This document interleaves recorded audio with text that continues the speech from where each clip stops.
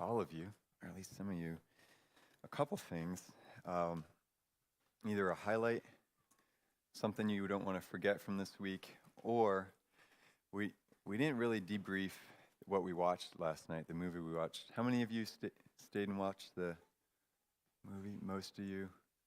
So we watched Free Burma Rangers, and some tough stuff that we saw there, right?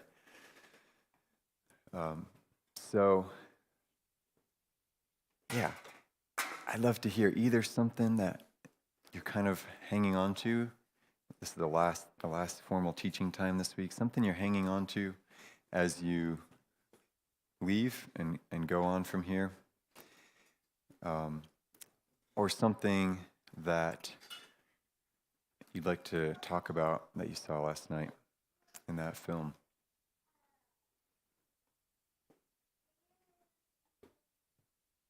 And you know me, if you don't speak up, I'll just keep asking more questions. My little pry bar. How they loved the people that were hurting them, even though they didn't feel like it. Especially at that one time when those two girls got beat up, and how he showed them all the picture, and I was watching, I'm like, oh, that's not a good idea. He was gonna get mad, and I was mad, obviously. They all get mad, and you should be mad. It's wrong. But after that, and then he asked them how they felt, and obviously everybody felt angry and upset, and he wanted to fix it. And the way that they fixed it was by addressing how they felt and not running out of revenge and not spreading hate. So I thought that was very, that's the way that you act out love. Yeah. Most of us don't have to do that. Yeah.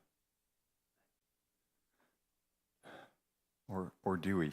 Like, you know? I feel like it's a different level. Yeah. I've never had to give anyone Right. that much. Right. What did y'all think of what he prayed after he saw this picture of two girls that the Burma army had raped and beaten to death, and he prays. Anyone remember what he prays?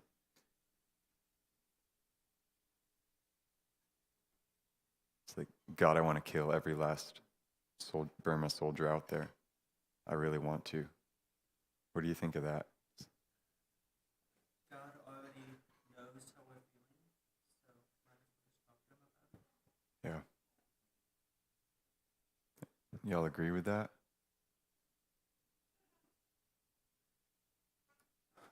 I know for myself, I don't pray that kind of thing very often. It doesn't sound very godly, does it?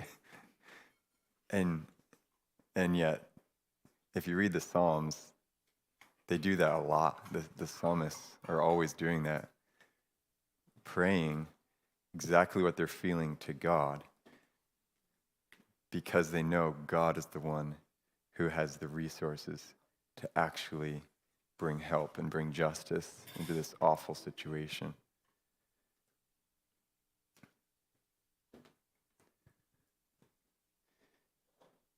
Did any of you make any connections between that film and the book of Revelation? Like something you saw in the film and something in the book of Revelation?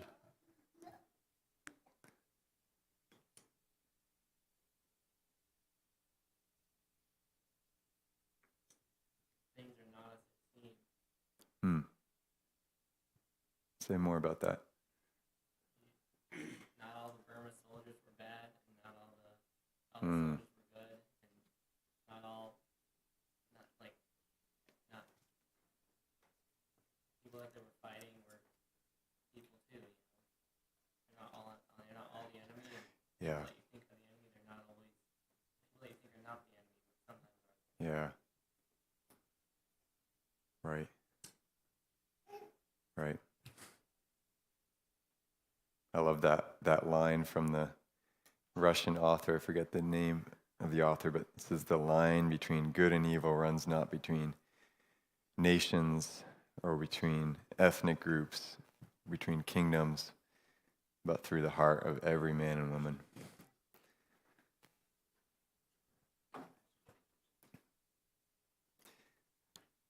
Any other connections between that film and the book of Revelation?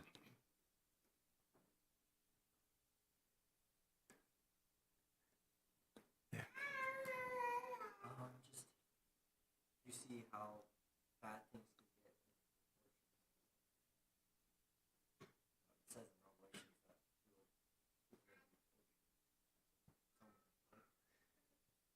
Yeah, it talks about people who get killed because of their faith, right? Kind of starts to make sense as you read about like a rider on a horse named Death with the grave following behind him, or when you read about famine or scarcity, when you read about all these things happening in the seals and the trumpets and the bowls, you're kind of seeing it played out, right? In a war to the extreme, really. And in that situation, well, let's go back to that happening at the cross. How did Jesus overcome evil?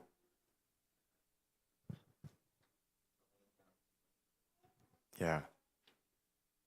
How did they overcome evil in Burma or in Iraq?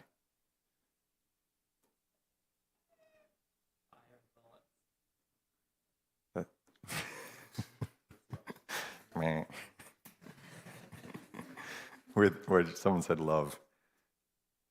Yeah.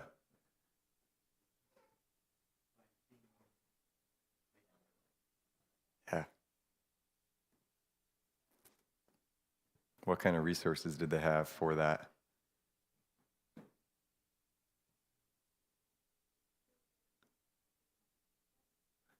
Again? Yeah. Very, very little, right? Yeah. Whatever they had in their hands was what they had to give. And that's all God calls each one of us to. Whatever you have in your own hands. So Moses, God's going to call him to lead a whole nation out of slavery and into the promised land. And Moses says, I can't do that, Lord, no way. God says, Moses, what do you have in your hand? What did he have in his hand? And he's going to lead the people of Israel out of Egypt with a shepherd's staff. That's basically like, Lord, I have a pocket knife and it's not even a real one. And God says, yeah, I'm going to use that shepherd's staff to prove to Pharaoh that I'm God. Or Jesus is going to feed 5,000 people. What does he work with? Exactly. One young man there happens to have 5 loaves and 2 fish. And so, man, if you're, whatever God is asking you to do today, whether that's extreme, like rescuing a little girl who's going to die if you don't run through gunfire to get to her, or whether that's just being faithful, whatever God is asking you to do today, he's going to use what you have in your hand. He's going to use whatever you already have to do whatever he's called you to. Which I actually wanted to circle back to how I ended yesterday, talking about what did God make you for? I think maybe I asked a bad question, because what I don't want to leave you with is the idea that you have to know what your life calling is. You might have a general idea of what it is, but very likely you don't, and very likely you never will exactly know what it is. But what you can know is the things you're interested in, the things that you enjoy, the things that get you excited. God's going to use those things because that's what you have in your hand, right? Jonah's good on the piano. Notice some of you being really good friends. Some of you are good leaders. Some of you notice those who are feeling left out. Some of you are really good with your hands. God's going to use whatever you have in your hands. And all you have to do is obey him one day at a time. That's what he made you for. That's why you're here. Yeah. I think that's kind of what he means. Like in the Bible, it says to be happy with what you have. Kind of that kind of Yeah. Mm-hmm. Right. Right.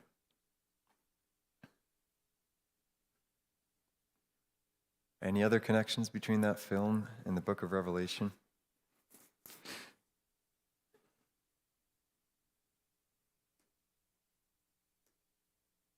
Yeah, Abraham. I don't know if it's in Revelation, but somewhere in the Bible, it might be in Revelation.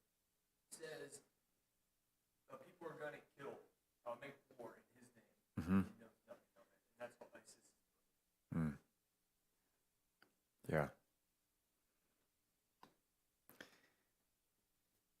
It really shows how evil actually is, right? And how can you kill an innocent child? And yet it shows the very same things each and every one of us is tempted with, where the source of that comes from.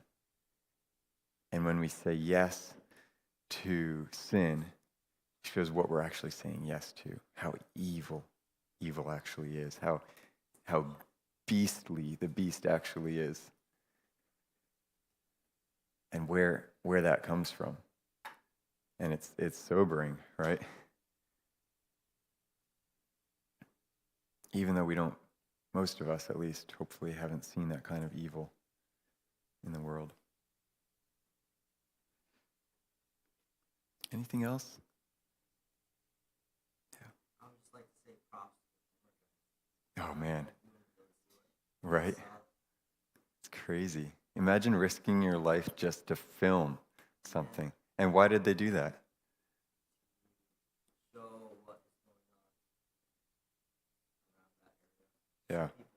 People how bad it is. Yeah. How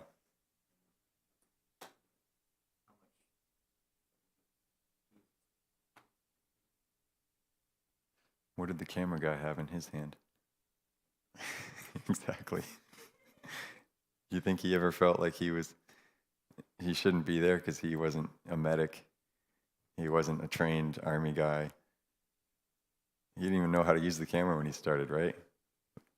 He just took what he had and did what he knew how to do. And look how God used it. Yeah.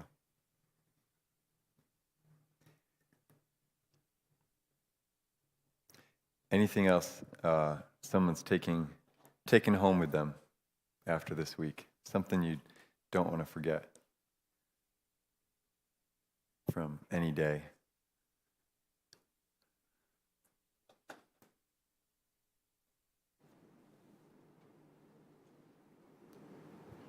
Persevere because God's with you through it all, and you got a reward waiting for you at the end. Yeah. Yeah. Amen.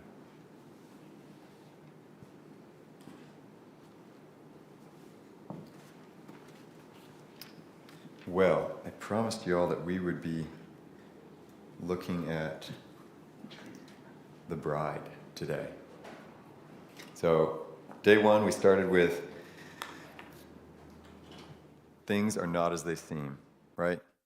And talking about how apocalyptic literature sets the present moment today in light of two realities, two unseen realities. Anyone know? Anyone remember? I kind of just breezed over this. What those two unseen realities were? The unseen reality of the present and the unseen reality of the future. Both of them are unseen to us, and all this interesting imagery in Revelation helps us see things are not just as they seem through what's actually going on today and what will actually go on in the future. Day number 2, we looked at how the Lamb is worthy, how the lion conquered in the way of a lamb by laying down his life. Day 3, we looked at the dragon and his schemes, his tactics, that he knows that God is the most desirable thing in the universe. So his best chance at making war on us followers of the Lamb is by giving a counterfeit, creating a counterfeit, creating something that looks as attractive as God, but it isn't actually. And then yesterday, we looked at Babylon, or the system of the world, and how it's a counterfeit church, and what's kind of along the lines of what Abram was mentioning, how evil really is, even if it's packaged in a really nice package. And then today, I want to end by looking briefly at the bride. So we're going to be starting in chapter 19. Not sure how far we'll get, but chapter 19, verse 6. But before we go there, I just want you to remember how John is in this book. He's making a lot of contrasts. And what we're looking at today, the bride of the Lamb and her home, the New Jerusalem, is the contrast to Babylon. And John sets this up really clearly in the book. So from chapter 17 to chapter 22, there's 2 visions, one of Babylon and one of Jerusalem. And they both open and close the same way, really clearly. And that's just something John is doing so you can see these are 2 contrasting ideas, and it's really important for you to know which one you're in, which one you're following. So the vision of Babylon opens, one of the angels who had the 7 bowls came and spoke with me. It closes, the second vision of Jerusalem opens the same way. One of the angels who had the 7 bowls came and spoke to me. The first vision opens, come, I will show you the judgment of the great prostitute. The second vision opens, come, I will show you the bride, the wife of the Lamb. The first vision opens, the angel carried John away in the spirit to the wilderness. And the second vision opens, the angel carried John away in the spirit to a high mountain. And so it's just whenever you're reading your Bible and you notice things like that, pay attention, because something is going on.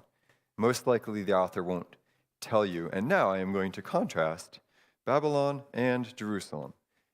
They'll put things like that in for you to see, oh, okay, I see what you're going for. And then they close the same way. After seeing Babylon, it says he fell at the angel's feet to worship him. Same thing after seeing Jerusalem. He fell at the angel's feet to worship him. And both times the angel replied the same way, do not do that. I am a fellow servant of yours and your brethren who hold testimony of Jesus.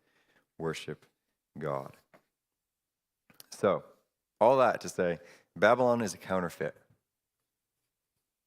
Babylon looks really good on the outside. Imagine Apple announces that on a certain day, they're giving away free Apple devices to anyone who wants one. All right, it's up to you. You want an iPhone? You want an iPad? You want a MacBook? You want a what do they call the big ones? The big iMacs? Yeah. You can take your pick. All you have to do is show up. They have plenty available. The lines will be very short. What are you going to do? Well, sounds amazing, right? Well, basically what Revelation is saying is, yeah, it's too good to be true. Everyone's going to buy into it. Why? There's got to be an agenda behind it. And then you find out, oh, okay, the government is trying to track us all better. Every one of those devices has something in it that reads your biometric code, or I don't know. take the illustration wherever you'd like to. But that is what Babylon is all about. It's this counterfeit to what the really good thing, the New Jerusalem, actually is. Okay. So let's read Revelation 19, verses 6 through, we'll do 6 through 10. Someone want to read that loud and clear?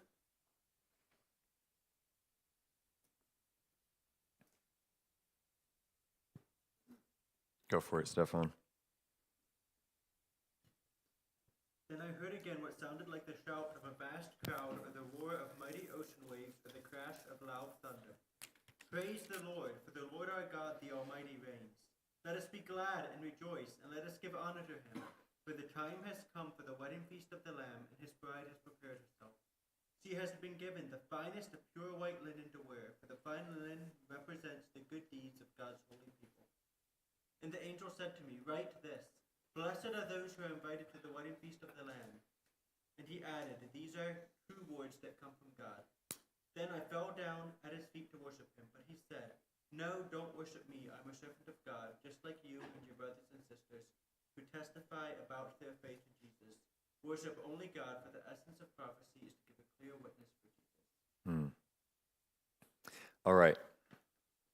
So, I remember growing up, I never really liked the idea that the church is the bride of Christ, because I'm a guy. How am I supposed to picture myself being a wife? Like, no, that just doesn't work.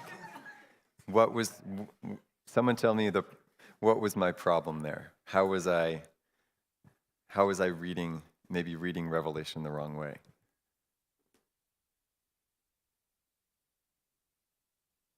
Maybe all you guys feel the same way. Pretty much. All right. Paul says he still does. All right, guys, you go out. This will be just for the girls. How's that? We'll have a guy's Bible and a girl's Bible. Just like we have the guys' devotionals and the girls' devotionals. Not how it's supposed to work, right? Somehow, all of us guys should go away from here being excited to be the bride of Christ. So hopefully this works. All right? I think if we understand the Bible properly, it will work. All right, I need you to somehow organize yourselves into 7 groups. Jesus told the disciples to organize 5,000 people into groups of 50 and 100, and they got it done. So I think you guys can get this done. Organize yourselves into 7 groups. Ready, go. Let's see who are the leaders here.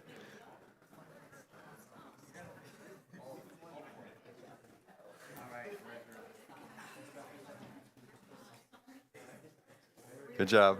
It's coming. Okay, group number 1, raise your hands. Group number 2, raise your hands. Group number 3, raise your hands. 3. Group number 4, raise your hands. Group number 5, 6. All right. Paul and Susanna, you'll be 7. Good job. Okay, group number 1. You're going to look up Isaiah 54, verses 4 through 6. Group number 2, you're going to look up Isaiah 61:10. Group number 3,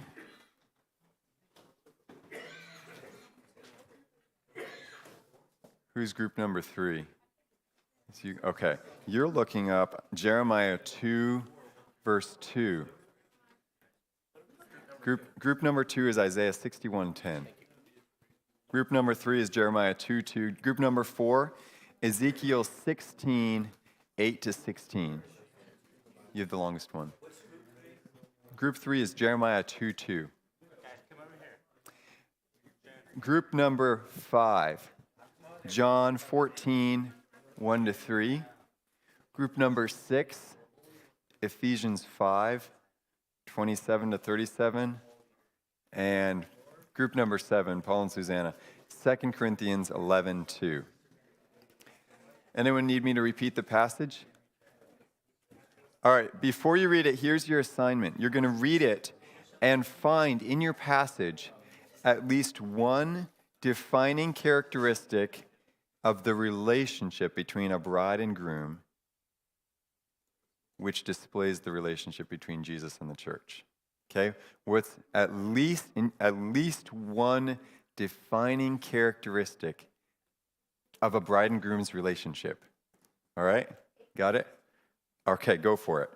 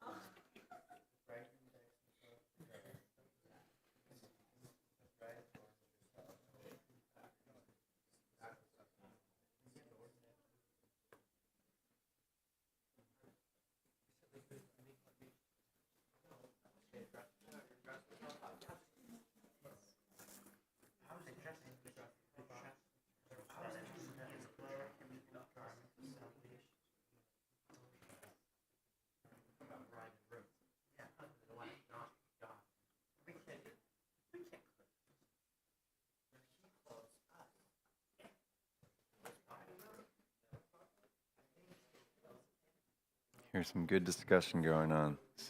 You're on the right track.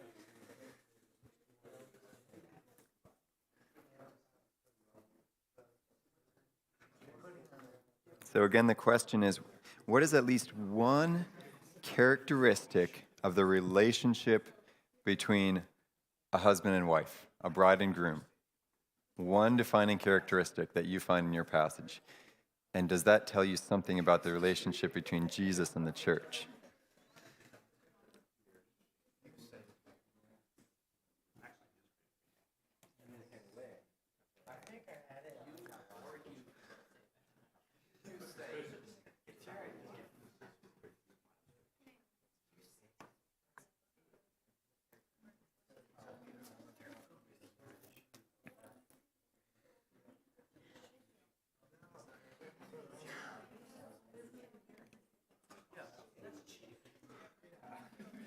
Don't overthink it. It might not be that significant. No, that's you can consult them if you want.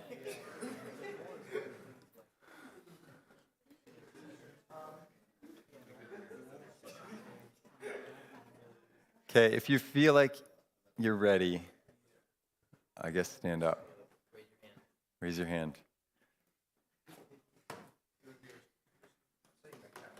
Okay. The Ezekiel group got the hard one. Let's give it a shot. We'll work on it together. Your passage in Isaiah is pretty short. Do you want to read it for us? Isaiah 54, verses 4 through 6. One of you guys want to read that?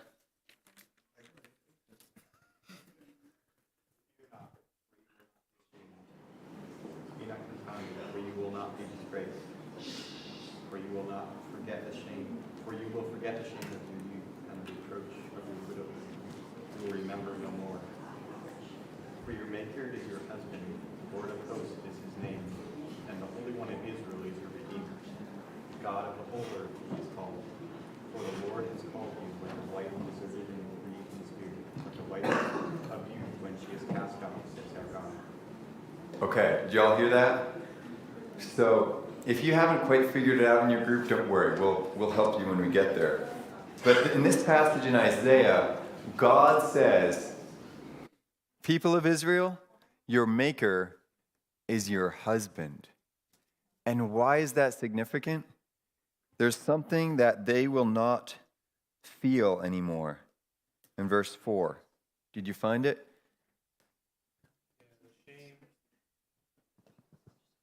Yeah. Shame, disgrace, and the reproach of widowhood.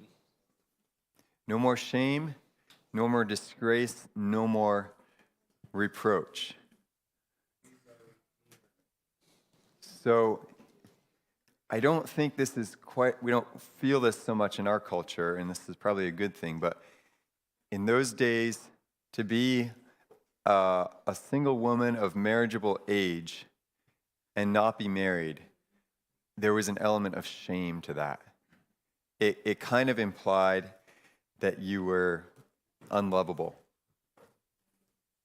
Okay, so God is comparing Israel to a woman who's of marriageable age and isn't married, and the shame that would come with that, and says, no more shame. No more disgrace, because I'm your husband. So what is a characteristic in the relationship between a husband and wife? A good marriage relationship? Joe? What is there not in a good marriage relationship in this passage? Or Abram, you can help him out if you want. No shame. Yeah, no shame. Yeah, so there's security in love. Yeah. There's no shame, there's security and love, there's no fear. Okay, so when you think of your part of the bride, what are you supposed to think? No shame, security and love, no fear. How many of us struggle with feelings of shame? Struggle with feelings of insecurity, struggle with fear? This is when every hand should probably go up. Right? This is one reason why Revelation's imagery of being a bride is significant for every one of us, including us guys, who struggle with shame, fear, insecurity. Okay, let's look at the next one, Isaiah 61:10. The guys are really going to love this one.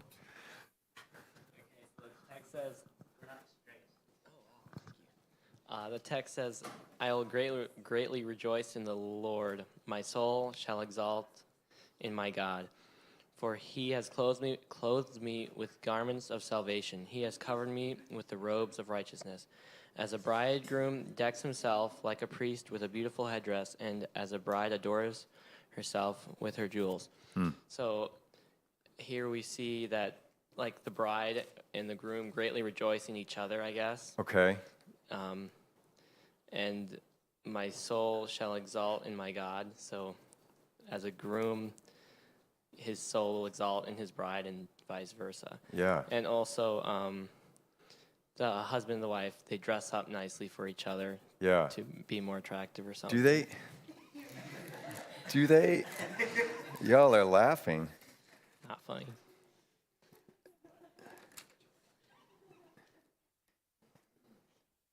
Okay, not to be overly critical, but do they dress up for each other, or I mean, what does it say? I mean, he covered me with robes around. I guess that's more of the. I don't know. That's what it sounds like. Oh to man, me. it kind of sounds like the groom dresses up the bride, right? Oh yeah. Okay. So you look at the top verse there. That's what it is. Right? Okay, He we're has gonna have to he- get comfortable He has with covered me with the robe imagery of righteousness. in the Bible That's what it is. if we're gonna take the Bible at face value. What is this saying about a defining characteristic between a husband and wife that explains something about the relationship between Jesus and the church? Jonah?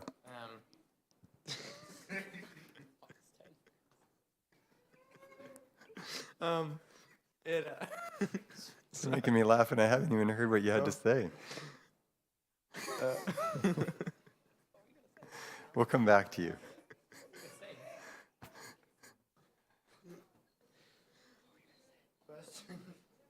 What was it again? The question was, what is a defining Oh, yeah, characteristic? Yeah. Let me read your mind. Is it that? Okay.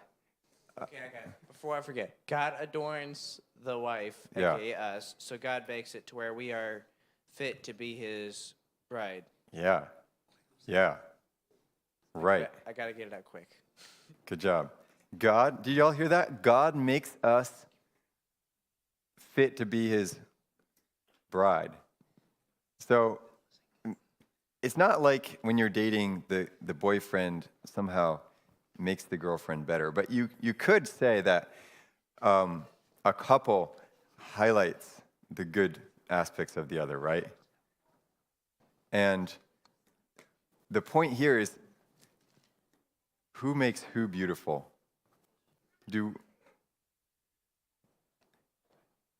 Does Jesus make us beautiful? Better believe it. You better believe it. Did we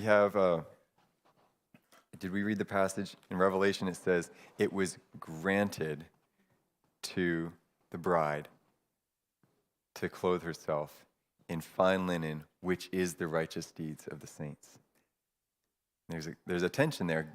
God granted it to her, and she did it, just like it talks about in, is it Philippians, where it says, work out your salvation with fear and trembling, for it is God who works in you to do and to will of His good pleasure. So, we had this joke last night. Guys never call themselves beautiful, right?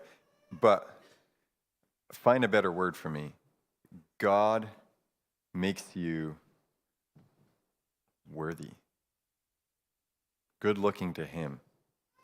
God, do any of us ever feel like when God looks at us, He's not happy with us? And do we ever try to fix that problem in the wrong way? Without Jesus? Okay, so when you hear you're the bride of Christ, what's something else you should think?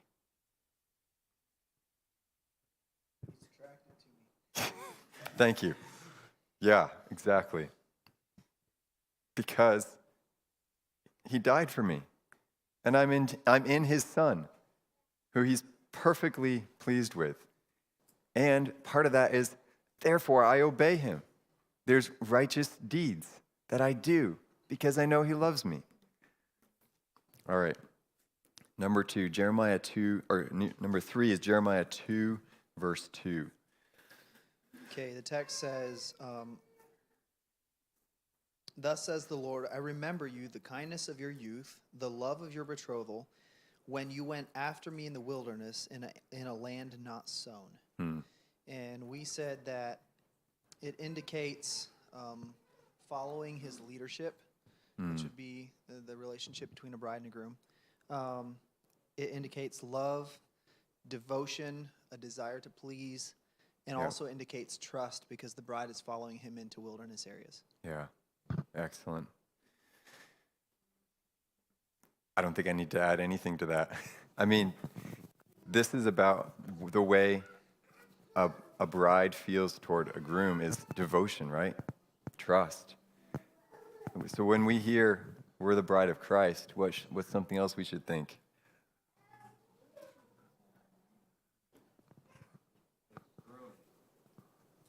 He's trustworthy, right? Man, I will give my life to Him. He's worthy of that. He's trustworthy.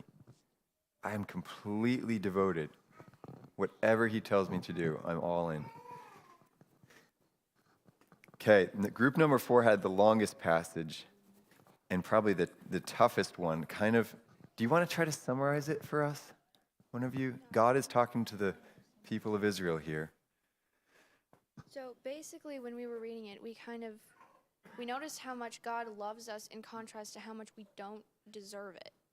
Like, even though in this passage, the wife, she left him and ruined herself, but he came after her. He found her again. He covered her. He protected her. He took her in, and he went the extra mile. He even got her jewelry, and he wanted her to feel good about herself and to feel beautiful. And he told her that she was beautiful, and it's just like, that's just how God is with us. We run away from him, and we run away, and we run away. But he comes after us, and he tells us that we are beautiful, and that he loves us, and that he wants us to stay. Right. Right. So that's, Yeah. is that okay? Yeah, that's excellent. Exactly. Okay.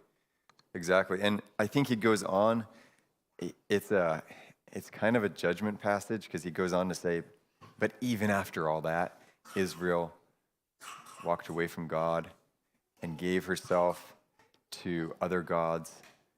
But it's describing exactly what God has done for us. There's commitment there as well. There's a covenant that's made.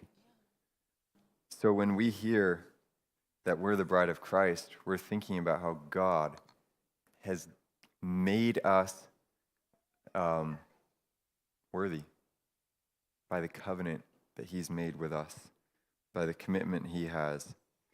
In fact, it even talks about her becoming so strikingly beautiful that she's famous for it. God spares no expense when it comes to what he does for us in Jesus. Group number 5. This passage doesn't explicitly mention anything about a bride and groom. If we have time, though, I want to read you something about how the biblical time marriages worked that explains this a little more. Did you find anything in there? Go for it. That God pursues us because he says that I go to prepare a place for you. And in verse 3, and if I go and prepare a place for you, I will come again and receive you unto myself. It's like God is getting ready for us, and Right. like physically it would be the guy getting his house ready for his Yeah. bride. Yeah, exactly. Exactly.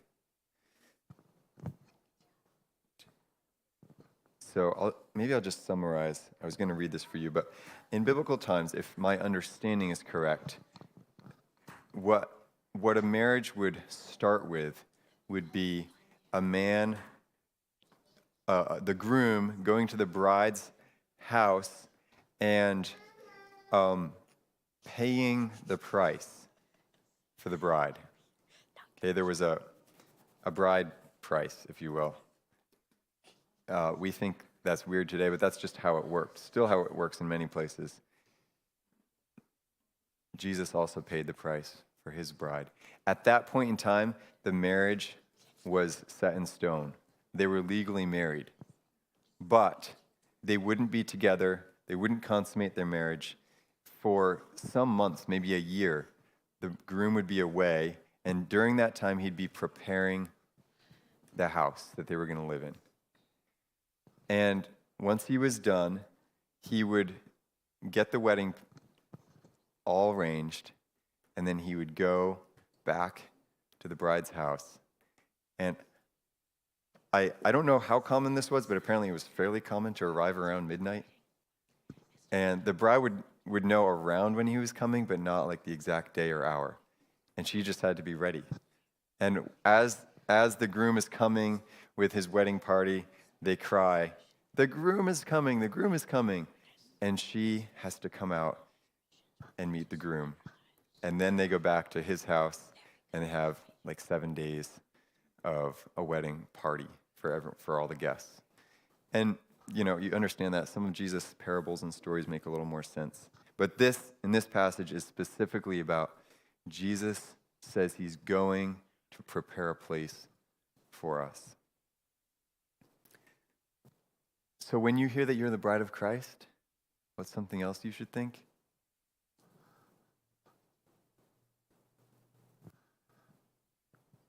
probably a couple things. Like Jesus provides for us, but even more significantly, we're going to be with him forever. Right? So when a couple is in love and they get married, what are they looking forward to more than anything? Yeah, just being together, right? And they say that in their vows. Whether you're sick or you're healthy, whether you're poor or you're rich, whatever happens, wherever we live, whatever this marriage has to go through, I want to be with you. And if I'm with you, it's worth it. I literally give up everything just to be with you the rest of my life. Because I love you that much. So that's just a little picture of how, for us as followers of Jesus, if we can just be with him forever, it's all worth it. And we are, as the bride of Christ, that is what we're longing for. To be with Jesus, to be intimately acquainted with him. That's the longing of our hearts. Okay, Ephesians 5, 25 to 37. Do you all want to just maybe not read the passage, but give us what you found in there about the relationship between a husband and wife or Jesus and the church? Go for it, Hope.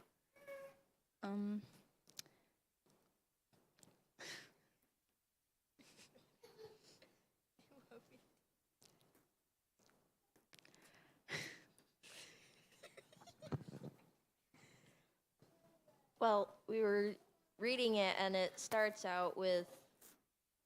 We actually started in 23 because we weren't sure what passage. Okay. There's actually no verse 37. My apologies. But it starts out with saying that wives be subject to your own husbands, and then later in verse 25 it says, husbands, love your wives just as Christ also loved the church. So we're thinking that it's love because Hope said love is a divine characteristic, and Jesus gave up his life for us as an act of love so that we could be forever with him. And wives submitting is a form of love and respect, and as Christians we submit our lives to Jesus when we become believers. Yeah, excellent. I think what I meant to say was 25 to 27. And what did I said 25 to 37. Boy, tricky being at Bible school. Yeah, and one more thing in there is that it says that he might sanctify her, that Jesus might sanctify the church, having cleansed her by the washing of water with the word, so that he might present the church to himself in splendor, without spot or wrinkle or any such thing. So when a bride was betrothed to be the wife of a man, she was at that point set apart, which the Bible uses the word, it's translated sanctified often. She was sanctified to be that man's wife. We are also set apart. We only belong to one, right? And as Babylon calls to us, I've got a lot of things to offer to you. Don't you want to just try them? No, I'm the bride of Christ. I'm set apart. And what does being set apart make you? It makes you pure. You're not going to be found in bed with someone else because you're only set apart for one. You're not going to be found falling in love with the world when you know you belong to Jesus. Does that make sense? Okay, and then the last one is 2 Corinthians 11, 2.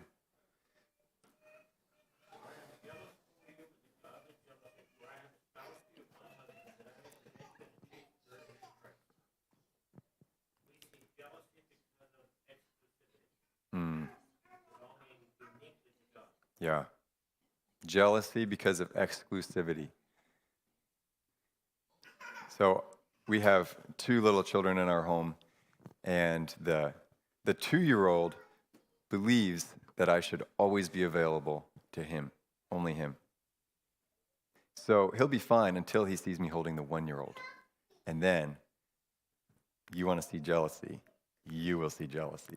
Screams, rage, nagging, whatever it takes to get me to put the 1-year-old down and hold the 2-year-old. Why? Because he believes that I belong only to him.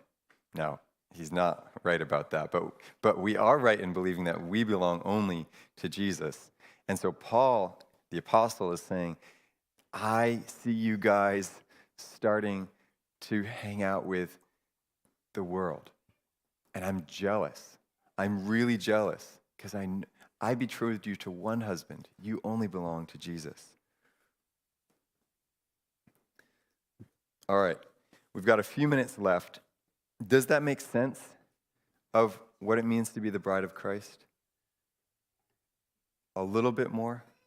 Do you guys feel a little bit more comfortable with that now?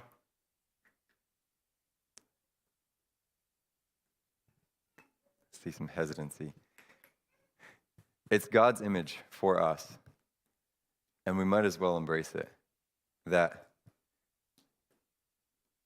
we're called to be men. We're not in any way called to be women, but we're called to be all those things we talked about.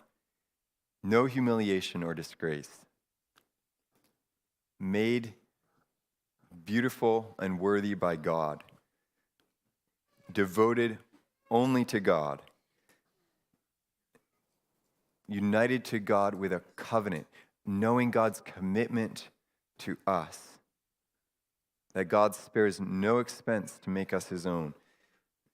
Having a place prepared for us by God that we will be with him forever. Set apart for only God and made clean and pure by that fact. And sort of along with that, there's only one that we're betrothed to.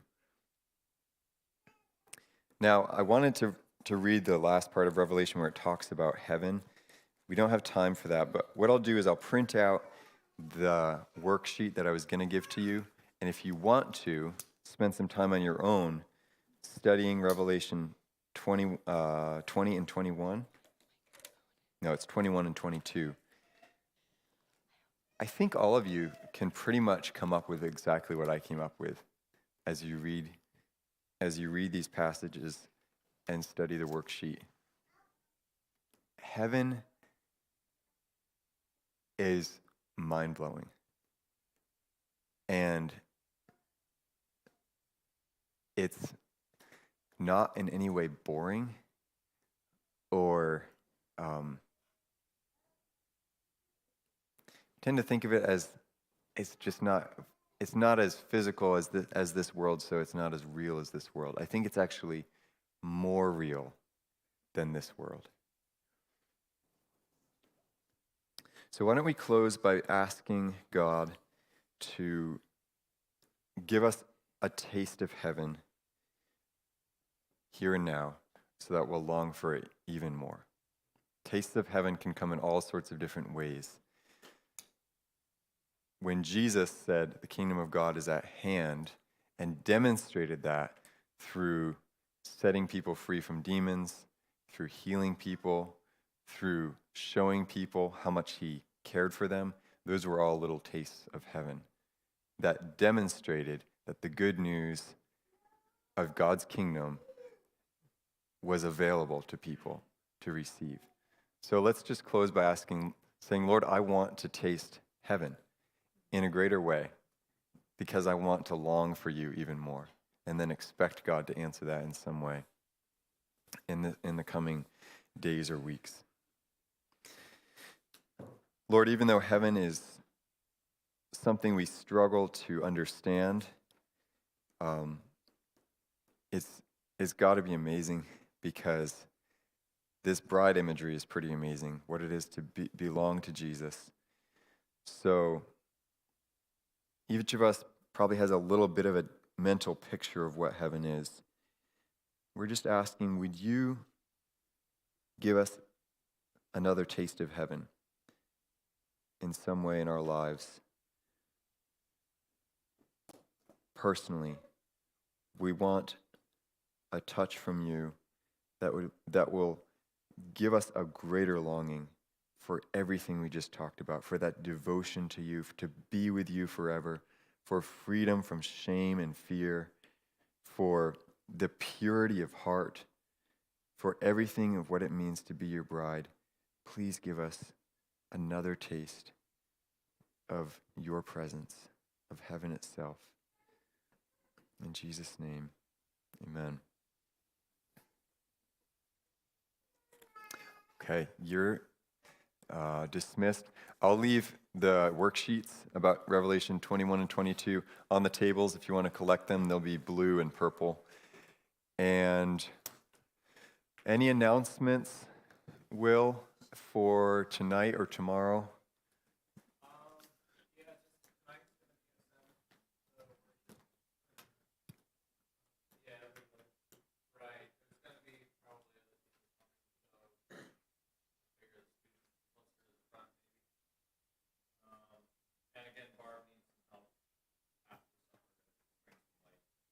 Okay.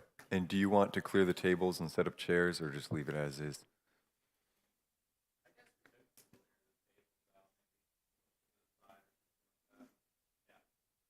Okay. All right. Sounds good. Thanks, everyone.